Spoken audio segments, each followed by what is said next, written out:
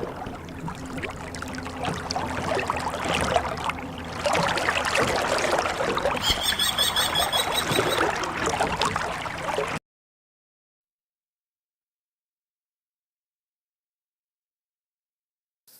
Friends, welcome. आज हम analogy में लेक्चर 4 डिस्कस करेंगे। हमने 3 लेक्चर्स डिस्कस कर लिए हैं। Now this lecture is important for SSC exam, for IBPS and SBI PO exam. Okay, जो एनालॉजी हम इन लेक्चर्स में पढ़ने वाले हैं। Okay, let's start our lecture. हम स्टार्ट करेंगे क्वेश्चन नंबर 16 से। हमने 15 क्वेश्चंस डिस्कस कर लिए हैं already. Okay, so question is BPM is to GKR, then what is to AKD? Okay, so question क्या कहना चाहता है कि BPM और GKR में जो रिलेशन यहाँ पे दिखाई देता है, वही रिलेशन हमें इस क्वेश्चन मार्क और AKD में भी अप्लाई करना है। सो सबसे पहला टास्क ये है कि ये डिटरमाइन किया जाए कि BPM और GKR में बेसिकली रिलेशन है क्या।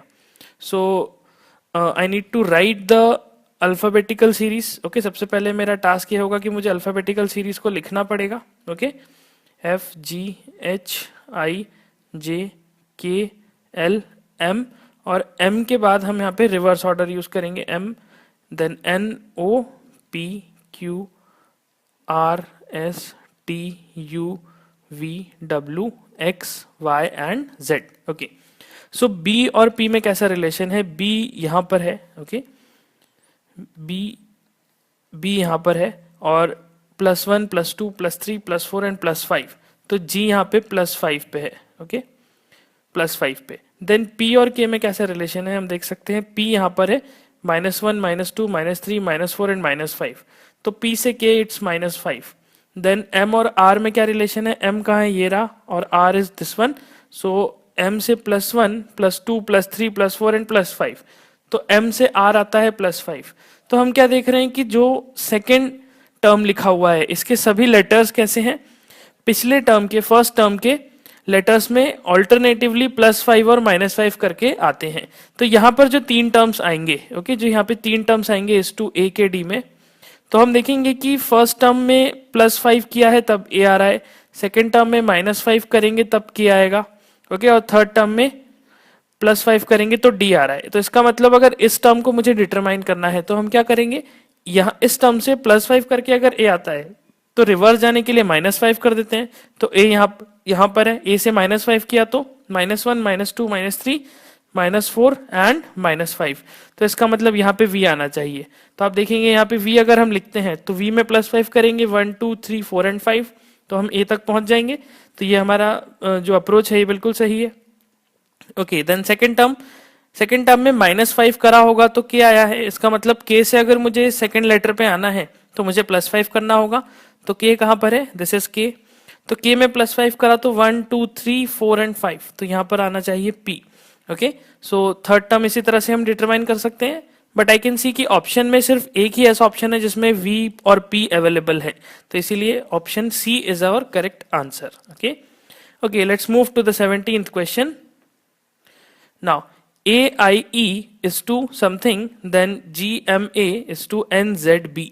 Okay, so हमारा टास्क है यहाँ पर ये रिलेशन डिटरमाइन करना कि GMA और NZB में क्या रिलेशन है।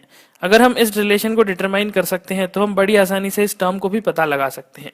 ओके, तो फिर से हम अल्फाबेटिकल सीरीज लिखते हैं। EFGHIJKLMNOPQRST, then UVWXY and Z। Okay, so A और AIE और इस क्वेश्चन मार्क की जगह पे क्या टर्म आना है, ये रिलेशन हमें डिटरमाइन करना है, ये टर्म हमें डिटरमाइन करना है। सो लेट्स सी कि यहाँ पर GMA और NZB में किस तरह का रिलेशन दिखाई देता है। अगर आप G को ऑब्जर्व करेंगे, सी G, दिस इज G, और N कहाँ पर है? ये रहा।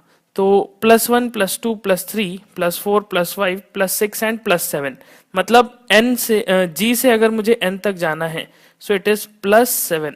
Okay, then what is the relation between M and Z?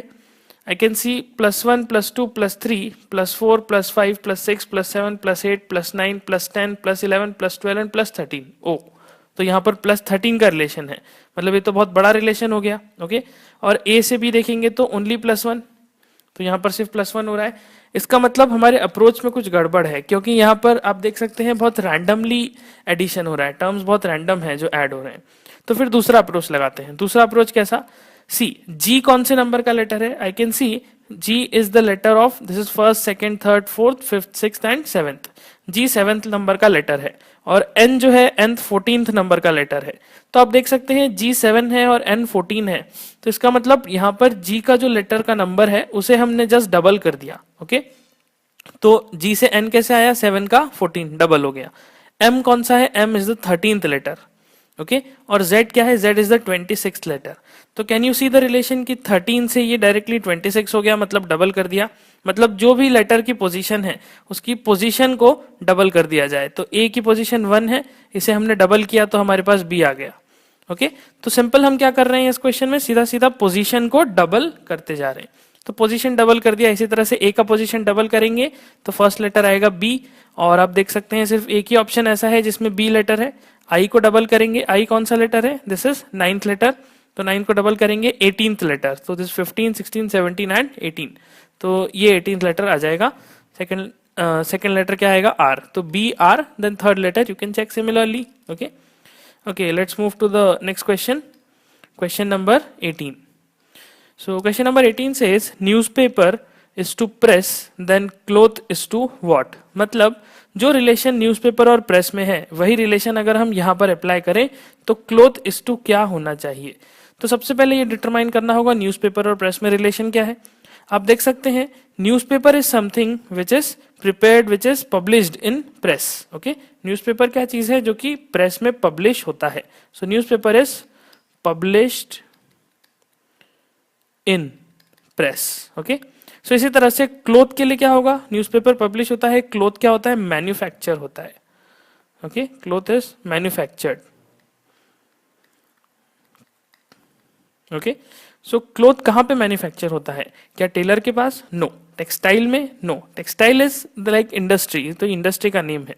Okay, fibre? No, ये तो कपड़े का नाम है। फैक्ट्री? नो। क्लोथ जहां पर प्रिपेयर होता है, क्लोथ जहां पे मैन्युफैक्चर होता है, उसे हम फैक्ट्री नहीं बोलते, उसे हम मील कहते हैं। ओके, सो यहां पर हम कहेंगे it's meal.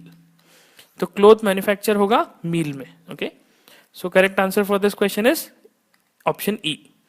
Okay, let's move to next one, 19th. GHF CDB then EFD is to what? Okay, तो जो रिलेशन GHF और CDB में है वही रिलेशन हमें अप्लाई करना है EFD और यहाँ पर।